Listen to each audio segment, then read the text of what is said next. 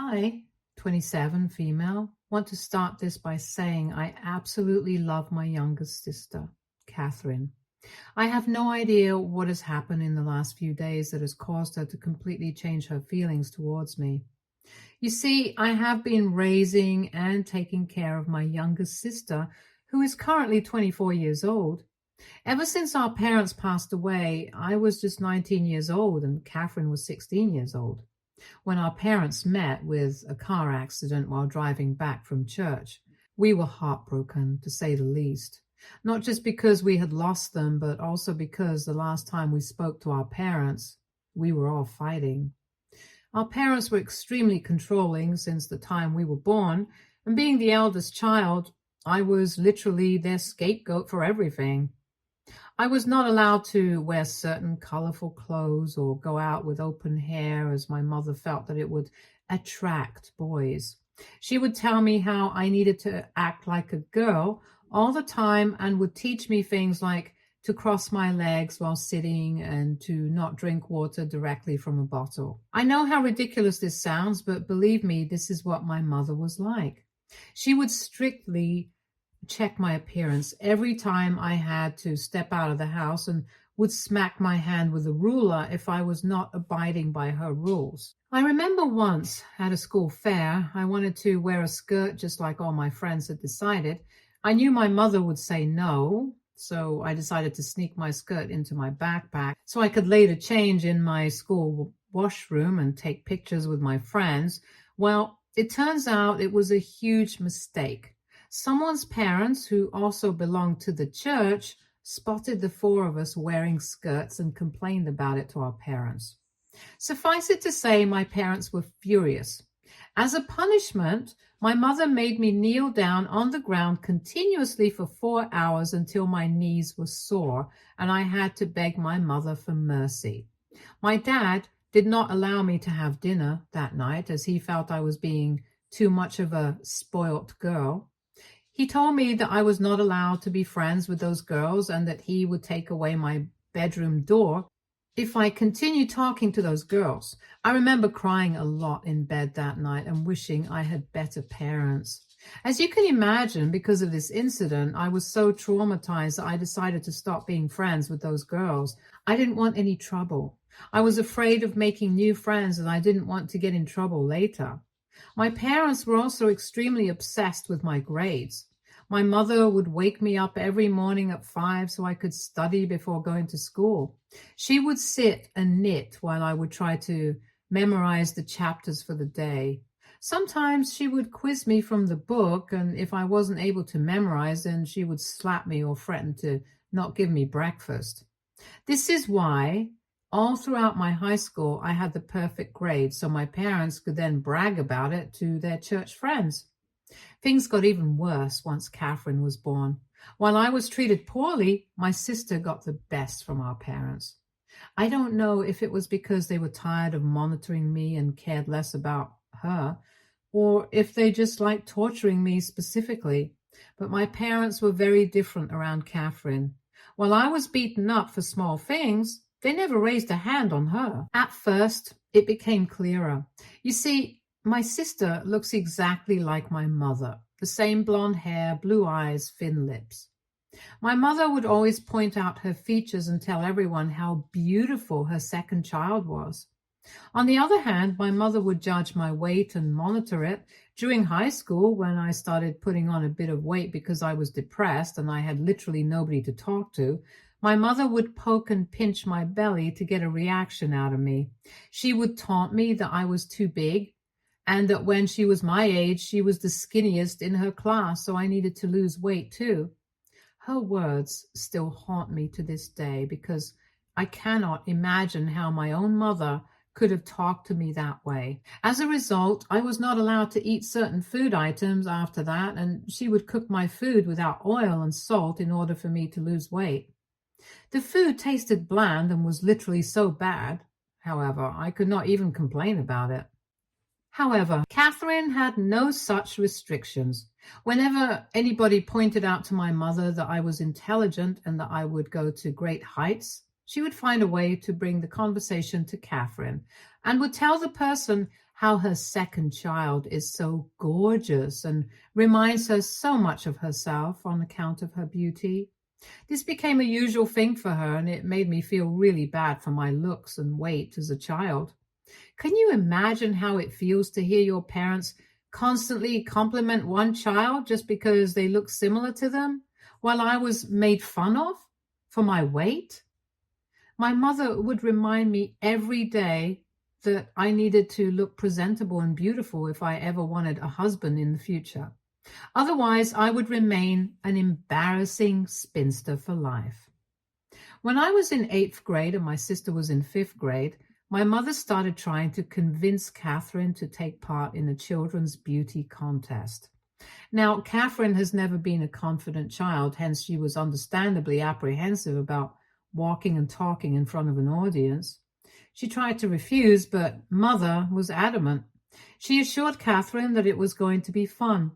Turns out that Catherine won the contest, and I think this was the day that changed all our lives, perhaps for the worse. After this, my mother became obsessed with Catherine and would force her to take part in multiple beauty contests in a year. My dad would support this idea as well because they were winning cash prizes, which he loved. Catherine would sometimes tell me how scary and uncomfortable she felt during these contests, since there were a lot of grown men who would stand around the stage and ogle at them. Apparently, a few of those men would even approach our mother and encourage her to bring Catherine to various auditions, which my younger sister was not at all comfortable with. Clearly, this was all my mother's dreams, and she was trying to live vicariously through her daughter.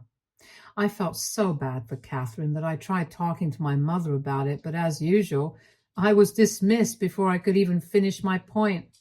My mother taunted me that I was just being jealous of my younger sister since I was not beautiful like her. One day when I came back home from school, I found Catherine crying in our bedroom. Our dad was at work and our mother was out for groceries. She looked terribly upset, which made me concerned, so I asked her if something had happened to her. This is when Catherine starts recounting how a man she had seen previously in one of her beauty contests had been apparently stalking her at school. I was shocked when I heard her recount how the man had tried to approach her through our school fence and told her that he had always wanted to talk to her. This was an extremely disturbing situation, and I told her that she needed to tell our parents immediately. However, Catherine started to cry, and she told me that she was scared to do so because no one would believe her. I promised her that I believed her and that I would hold her hand while she recounted what she told me to our parents. To no one's surprise, when we told our parents during dinner that night, my dad looked at us nonchalantly while my mother told Catherine that she should be happy that she had a new fan. Our parents refused to take her seriously and told Catherine that she must be overreacting. It was impossible to argue with them, and Catherine looked defeated. Because our parents refused to believe Catherine, I decided to take the situation into my own hands.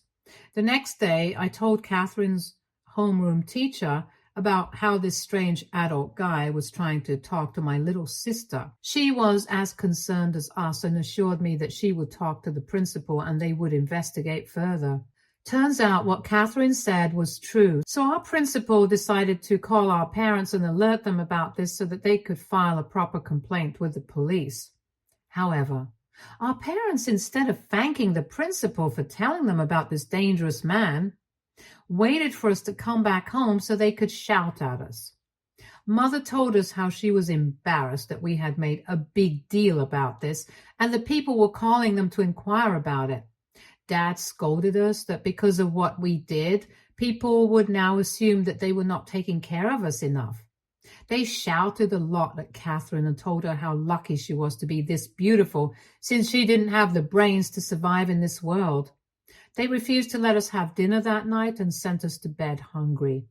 I heard Catherine cry in hunger throughout the night. I felt so bad for both of us.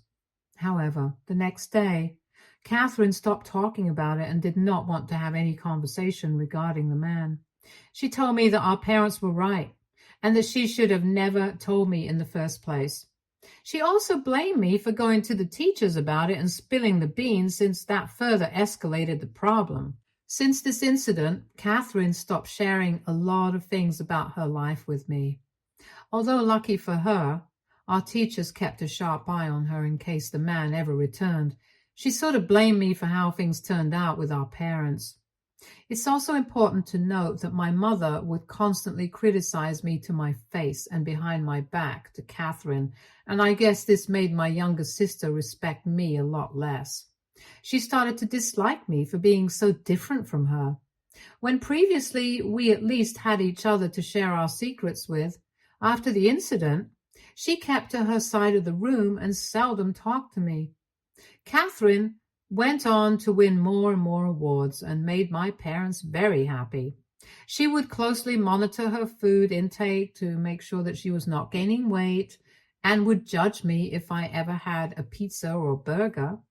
As you can imagine, we did not remain close, as I grew tired of her talking and behaving like our mother.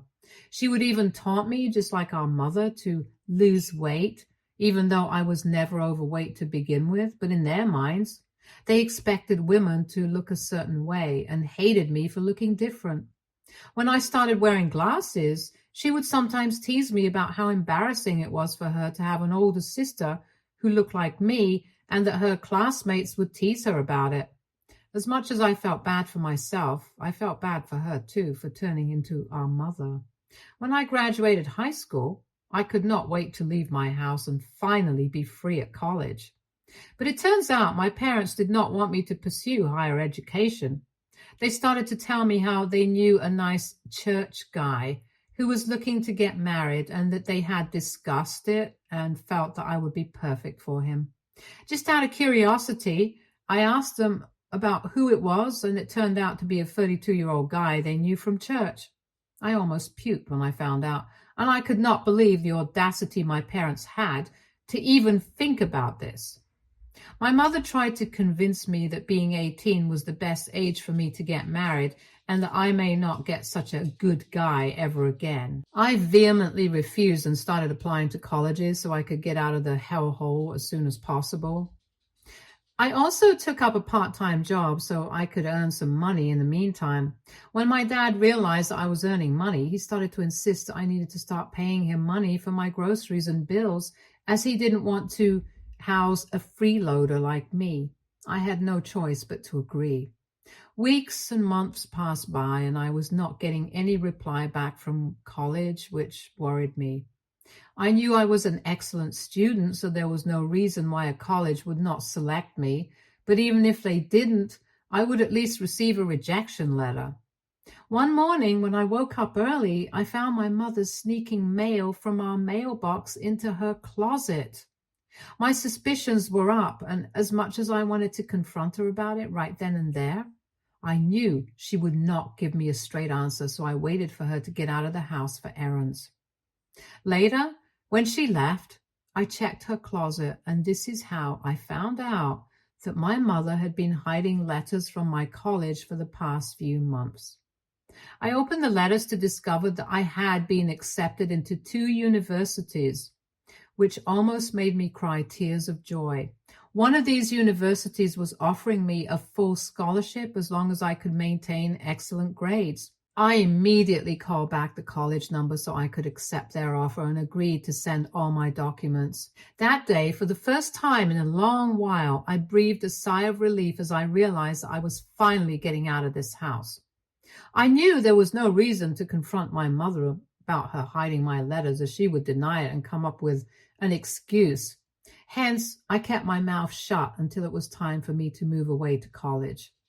Unfortunately, my mother found out that the letters in her closet were missing and immediately confronted me about it.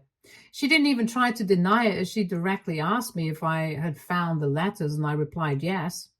She then started to shout at me for going through her things and told me that I needed to drop this idea of going to college, as this is where girls go to get pregnant. I laughed, hearing how ridiculous she sounded, as she then continued telling me that I needed to find a guy and settle down, as nothing is more important for a woman than becoming a mother. I told her firmly that I had already been accepted into college with a full scholarship, so whether I liked it or not, I would be moving. She was furious that I was trying to rebel against her. Later, when Dad came back home, she complained to him about me telling him how I was trying to sneak off to college behind their backs. He joined my mother to shout at me and demanded that I call back my university and reject their offer. I refused. So then he told me that I needed to empty my bank account and pay him every penny I had saved up in the account to pay him back for taking care of an ungrateful child like me all these years. I told them that there was no way that I would give them any more of my money and that I had worked so hard to save up for college so I could survive on my own. This infuriated my dad, and he asked me to get out of his house. Now, these are words that no child would like to hear from their parents, but that was the reality for me. At the age of 18, I was kicked out on the streets. Throughout our fight, Catherine refused to speak up for me or offer me any help. I mean, I knew she could not do much, but I still thought that as my sister, she would have my back, but she clearly didn't. As a homeless person, I decided to reach out to my pastor for help. He was surprised to hear that my parents had thrown me out and immediately helped me get in touch with a local shelter. The shelter provided me with a temporary place to stay and connected me with resources to help me out. And despite how tough this was, I was still happy because I knew that this was just a temporary thing until I could go away to college. I continued to work and save as much money as I could throughout this time. My situation did not go unnoticed, and many people from our community reached out to our parents to shame them. My pastor gave them a stern talk about how terrible they were as parents. I guess this is why my parents must have started to feel guilty, because they tried to get in touch with me and asked me to come back home. Dad told me that I would have to pay a small rent fee to him, but otherwise he was fine with me moving back home with him. I refused and told him that I would rather sleep in this shelter or on the streets than ever share a roof with him and Mother. I stuck to my words, and in a few months, when I finally went away to college, I knew that our relationship was completely done. And this is why I had not talked to my parents in a year, and Catherine didn't have a phone of her own, as our parents refused to get her one. So I had no way to stay in touch with her. One night, I woke up to several calls from an unknown number. When I picked up, a nurse told me that our parents were in the hospital, and I needed to come down immediately. I asked them if Catherine was okay, and they told me that she wasn't in the car, but that she was badly shaken up. I had to take a bus to go back home, and it took me a few hours to reach the hospital.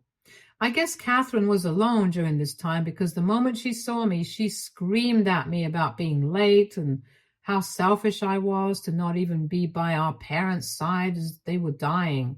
I tried to tell her how my college was quite far away and it's not like I could just fly here, but she wasn't ready to listen. Later, when we talked to the doctors, they told us that our parents were in critical condition and there was a high chance they might not recover. Hearing this, Catherine broke down crying while I held her and tried to be strong. I know I didn't have the best relationship with my parents, but I still didn't want them to die. Catherine was clearly a mess, and I did not know how to handle the situation alone. A few days later, our parents passed away in the ICU. All our parents' friends helped us organize the funeral and made sure to support us during this difficult time. After the funeral, our dad's lawyer informed us that he had named Catherine to be the sole inheritor of the house and their bank account. I was not surprised by this, because by then I already knew who the favorite child was. Catherine didn't even blink or question why our parents had left her everything. However, since Catherine was just 16 years old at that time, she could not stay on her own. This was a huge problem, and she got scared that she might be up in an orphanage. We didn't have a lot of close relatives who were ready to take in Catherine, so I decided to step up. And this is why I had to drop out of college in order to take care of my minor child. Looking back, I was a fool to do so. But at that point, as an older sibling, I had no choice. I could not just think about myself. I needed to think about Catherine also. While she continued to study in high school, I decided to get a job so I could earn my own money. Not a lot of companies like to hire an adult without a degree, but lucky for me, some of the people in my community helped me out in getting a job as a secretary. In the beginning, I wasn't earning well, but over the years, my pay has increased significantly. During that time, I spent all my days and nights taking care of my little sister and making sure that she had everything. While she could withdraw some money from our parents' account during an emergency, she still didn't have full access as she was a minor. So whenever she was short of money for school or extra expenses, I bore them without any complaints. After graduating high school, I encouraged Catherine to apply to universities, expecting that she could get a degree, unlike me at least. However, all my dreams were shattered when Catherine informed me a few months ago that she had been secretly dating a guy for the past couple of years and they had decided to get married. I was shocked, to say the least, because I had no idea that my sister, who always looked so innocent, even had a boyfriend to begin with. I was also confused about why she had kept it hidden from me after our parents had passed away. But when I questioned her about it, she told me that she didn't think it was that much of a big deal. She then went on to say, without missing a beat, how she would love for me to organize her wedding since I had such good taste. I was surprised that she wanted me to be involved since she never liked the way I dressed or my hairstyle. However, I thought maybe my sister had grown up and this was a chance for us to bond. Throughout the wedding planning, whenever I would tell Catherine that I wanted to meet the guy, she would come up with an excuse about why I couldn't see him. One time, I put my foot down and demanded that I needed to meet the guy she was about to marry, so she let me talk to him on the phone. He sounded decent, so I knew this was very real and was in fact happening. He told me that they had been in a long-distance relationship for a few years, and that was the reason why I had never found out about it. Catherine and her future husband told me that they were having a wedding in his city, so it would be convenient for his parents, and that he was going to fly us both out there. He assured me that he was grateful for me to plan the wedding for him and organize everything since he didn't want Catherine to worry. I felt this was really sweet of him. Yesterday, in the early morning, I could hear some scuffling as I woke up to check out the noise. I noticed Catherine tiptoeing her way around the house as she got ready. I also noticed that she had her luggage packed. Having just woken up from sleep, I was confused for a moment, so I looked at her curiously. When I asked her about where she was going, she jumped in fright as she had not seen me standing silently in the stairways. I asked her if something had happened, and she turned red in embarrassment as if she was trying to hide something from me. She then looked me straight in the eye and told me that she had hoped I would not have woken up, since it would have made things so much easier. I asked her what she meant, and she went on to tell me that she was leaving. She told me that now that she was getting married, she didn't want to live in this house anymore. My eyes widened in surprise as I searched her face, trying to decipher if she was pranking me or not. I asked her what about her house, and she replied that she had already contacted a real estate agent and given them a copy of her keys so they would be showing it to potential customers. I then asked her what about me, since she was doing all these things without even giving me a heads up or discussing it with me. She shook her head and told me that there was nothing for her to discuss and that she knew I would overreact, which is why she wanted to silently walk away from me. I don't know why, but hearing her hurtful words, my eyes filled up with tears, which only made Catherine more irritated, I guess. She continued to tell me how she had hated living with me all these years, and she never really considered me as her sister, which is why she didn't want her future husband to meet me. I asked her, what about the wedding? And she laughed, telling me that I was ridiculous for even asking about it because I should know my place and that I was just an unwanted trash in her life. She then informed me that her cab was waiting outside to take her to the airport, so she didn't have time to answer any of my questions. Before closing the door, she told me not to ever contact her again and that I should move out as soon as possible so that the house could be sold in time. After she left, I remember sitting down on the floor and just taking it all in. For a moment, I felt like I was in a bad dream, but this very much seemed real. I started to cry as my heart broke, knowing that my sister, the only family I had left, hated me as much as to discard me now that she was clearly done using me. I had given up my scholarship, degree, and dreams to take care of her, and she had tossed me aside like I meant nothing. In a fit of anger, I decided to call the wedding florist and singer to cancel their appointments. I had been paying for them as a gift to my dear sister, but now that I knew I wasn't invited, I felt no obligation to continue. I know my sister is in for a surprise since she won't be able to rebook them, especially the singer, who will likely get booked up. She's probably going to call and shout at me, but I don't care. I am so hurt by her betrayal.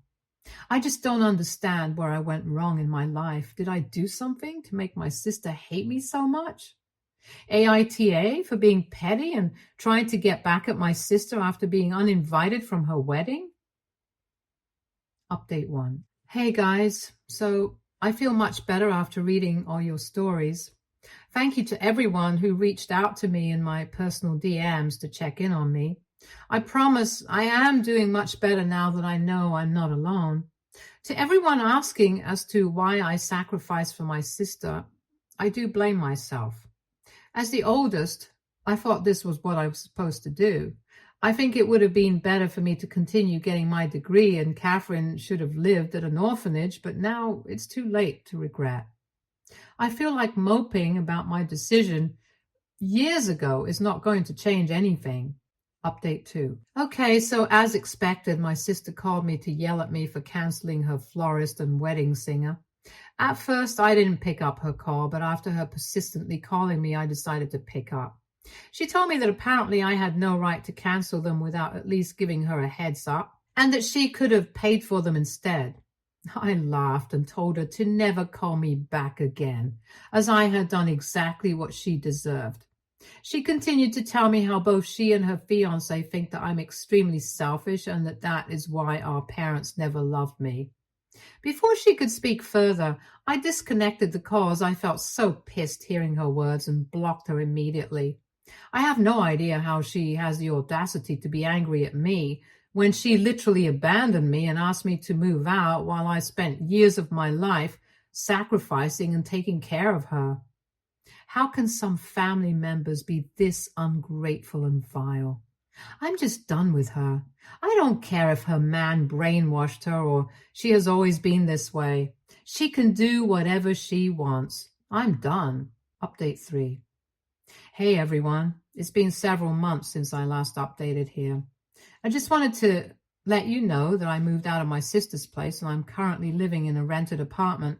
I have blocked my sister from everywhere and she doesn't have my new address, so there's no way that she can ever disturb my peace. I have no idea about her life, but as much as I am angry with her, I wish her nothing but the best. A lot of you all pointed out to me how our parents are to be blamed for traumatizing both of us, and this is exactly why I don't hate my little sister, even after everything she put me through. I know she will get her karma, and when she does, it will be on her own. I'm concentrating on taking care of myself and focusing on my skincare and job. I have started to go out for mini self-dates, which brings me a lot of joy. I've been reading self-care books and joined the gym. I am mentally much better than I was a few months ago. I think I'm going to be just fine. Thank you to anyone who stuck by me through this wild ride. Stay tuned for more stories from our girl relationships.